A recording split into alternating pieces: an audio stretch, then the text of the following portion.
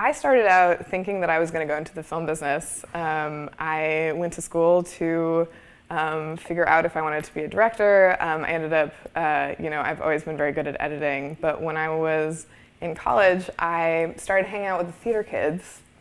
And one of them was like, hey, you make really good-looking content. Like, why don't we put some of that in my live theater piece?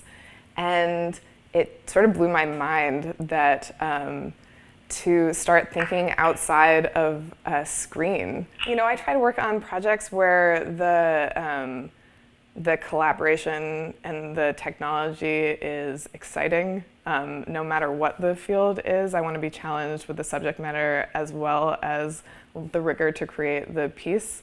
And I always really emphasize when I'm either teaching or building systems that the experience and the content needs to go seamlessly with the system design, or else they're not talking to each other. I think that if we separate those two things, content and aesthetics from systems, we're losing out, because there's so much beauty and elegance in creating systems and code that can support the content and aesthetics, and they go so hand in hand. And it's not just for generative content, it's for everything, because we are creating a living organism basically. The more fluid that I can be and the more tools that I can have in my arsenal, the better prepared and the happier my team is going to be. And I think that's actually an amazing thing about Isadora, is that it gives me flexibility to shift things and paint.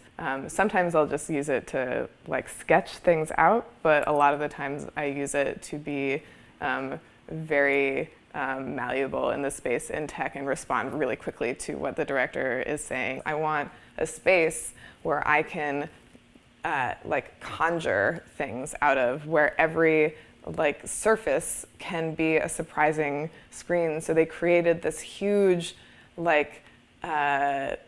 sort of government building type space where there are so many different planes, and I just map the whole thing. It's really having those tools at my fingertips to create the experience that I can dream and